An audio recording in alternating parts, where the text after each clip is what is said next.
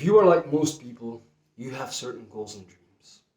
You have certain things that you want to accomplish in your life.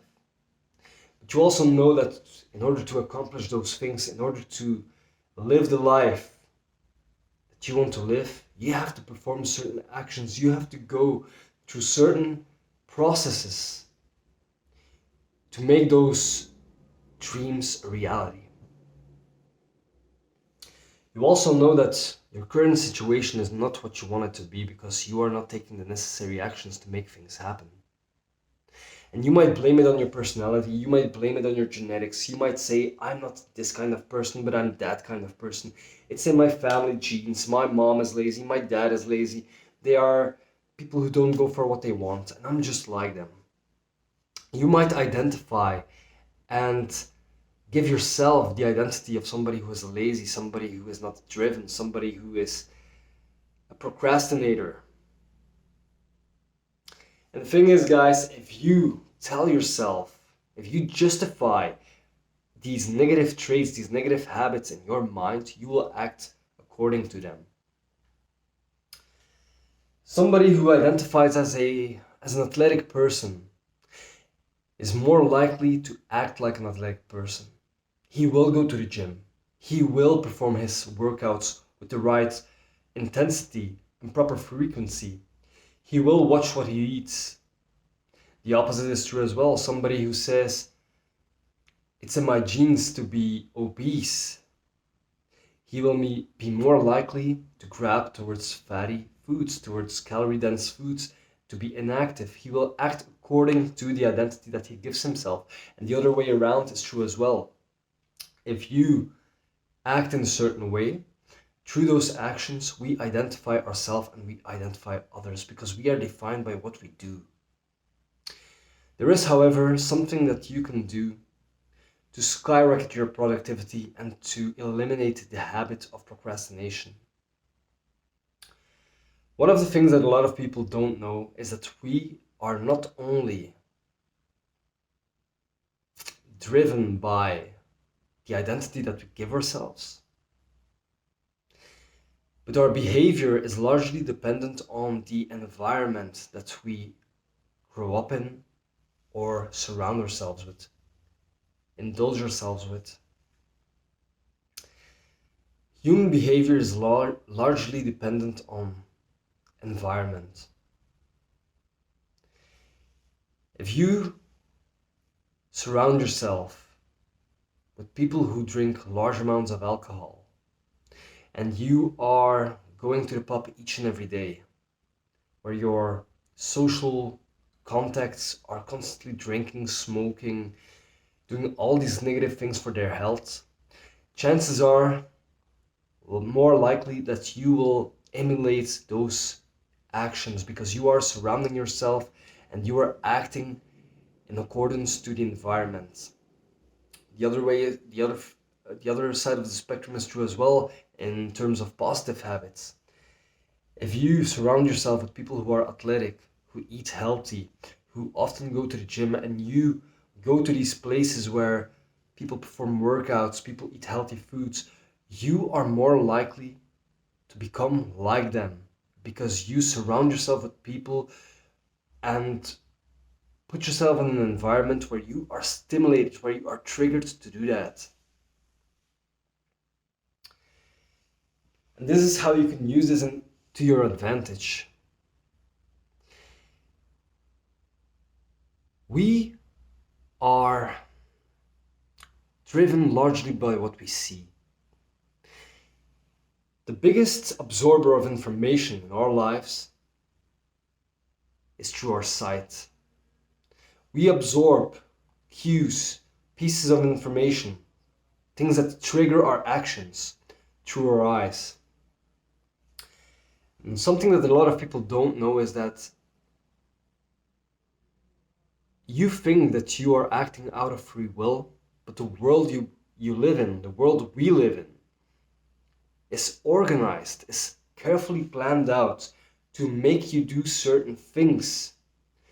It influences the way you act, the way you eat, the way you spend your money. Everything is organized to manipulate your behavior. There's a reason that you go to McDonald's very often, because there is a McDonald's everywhere in sight. There's a reason you go to Tim Hortons and drink coffee there, because it's available to you. If it isn't available to you, you wouldn't do it. You can't go to McDonald's if it's not there.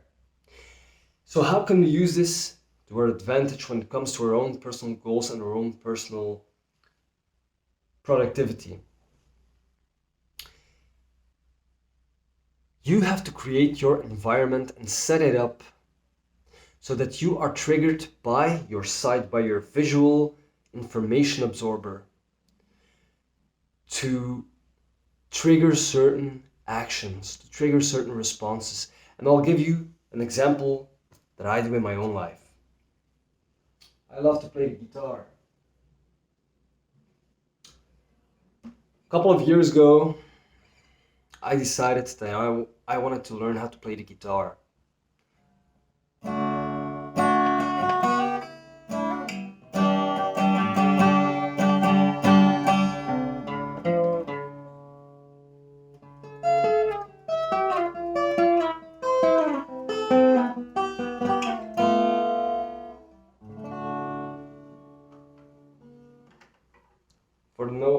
For the connoisseurs amongst us, it's Wanna Dead or Alive by Bon Jovi. But I use this as an example. I wanted to learn how to play the guitar as a kid. Nobody in my family was musical. I didn't get an instrument for a very long time. I was 26 when I bought my first instrument. I'm 31 now. In my first year of having a guitar, I think I practiced once a month and I didn't make any progress. Why didn't I make any progress? Despite the fact that I really wanted to learn the guitar. Because my guitar was put in a box under my bed and I never saw my guitar. I never visually got stimulated to play the guitar. And the whole process of reaching out under my bed, going to my bedroom, reaching out under the bed, moving my boxes with clothes, grabbing my guitar box, moving it from under the bed, opening it and going back to the living room to practice, made the step and the process to grab my guitar way harder than it needed to be. Nowadays, I simply put my guitar in my living room, in my guitar stands. My guitar is within reach. My guitar is within my visual range. Everywhere I look in my living room, my guitar is visible and I get triggered to grab my guitar way more easily. And I get triggered to practice more often. Each and every day I practice my guitar. Because I see my guitar, I get visually stimulated, and the barrier of grabbing my guitar is very low. I don't have to go through a large process to grab my guitar. I just see it and I take it and I start practicing. That's it. What we do, the way we behave, is largely dependent on our environment. If you want to achieve something, if you want to work on your goals, you have to make sure that you organize your environment so that you are visually stimulated and constantly triggered multiple times per day to act towards reaching that goal. If you, for example, want to start reading more upon the subject that you want to educate yourself on because you need that to start a certain business, put your books that you want to read inside.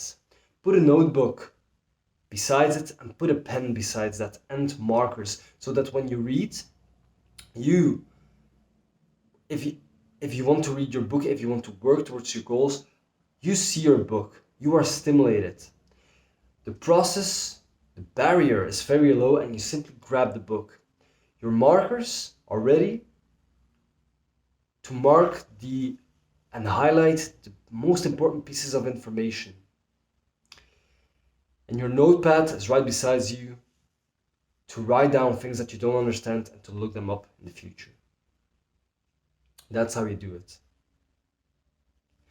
If you organize your environment so that you will be stimulated to take action, and you set yourself up so that the barrier to action is very low, you will be more likely to work towards your goal. And after a while, it will become a habit, because the more you do something, the more automatic it becomes, the less you have to think about it. It becomes an automatic response.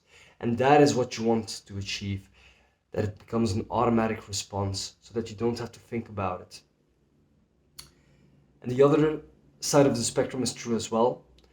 If you don't see something, you won't get triggered or stimulated to do or not to do something. If you, for example, want to play the guitar, you want to learn something, you want to work on your goals, but your PlayStation or your Xbox is right in front of you, is constantly in sight, and it causes you to have this bad habit to spend way too much time gaming instead of working on the things that truly matter in life. Put away the Xbox, put away the PlayStation, put it in a box, put it in a closet, put it in a drawer that you're not visually stimulated to instantly reach towards it.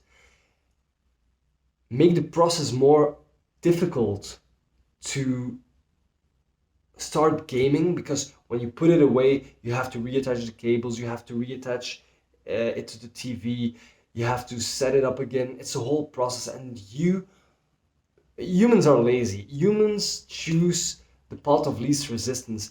And if they have to go through a whole process of doing something before they can take action, most people will simply not take action, because the barrier is too big, the process is too long, it takes too much effort in their minds to truly take action.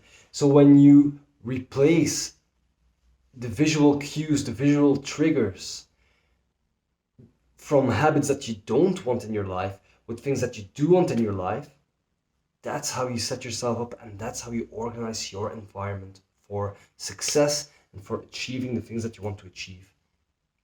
If you, for example, just like in my case, want to learn an instrument, put away the Xbox, put away the PlayStation, put it in a box, put it in the drawer, put it in the closet. Make the process of installing that PlayStation again difficult, so that you aren't triggered to go through the whole process, and don't set yourself up for failure so that you spend way too much time gaming instead of being productive. And put your guitar or your instrument or whatever that is that you want to work on inside. Organize your environment that you are triggered, and that the barrier to take action is low towards the things that you want to improve yourself upon. You simply use your environment, your behavior, and you set up your environment for productivity. And you also set it up to avoid procrastination for the things that you truly want to achieve in life. That's how you do it. You are the architect of your own environment, and you are the architect of the actions that you take and of the results that you get out of life. Use this hack to your advantage, and I can guarantee you, you will see the results in no time. It's simply a response of human behavior that we cannot change. So we can manipulate our environment in order to trigger certain actions and to avoid other actions. We can use it to work on the things that we truly want and that will make us a better person, a more productive person, a more successful person. And we can use it to get rid of habits that will put us down, make us less successful, make us unproductive, and make us distract us from the path that we need to be on. So guys, I hope you've gotten value out of this video. I truly hope that you take this information to heart and that you will apply this into your own life, because I can guarantee you it has helped me tremendously. I've introduced this tactic to a couple of my friends and my own mother, and these people have also seen their productivity skyrocket through this simple trick. So if you want to change your habits and replace your bad habits through reorganizing your environment so that you replace them by good habits that will make you more productive and more successful and more skilled in certain aspects that are important to you, then I highly advise you to use this. I'll see you guys in the next one. Take care.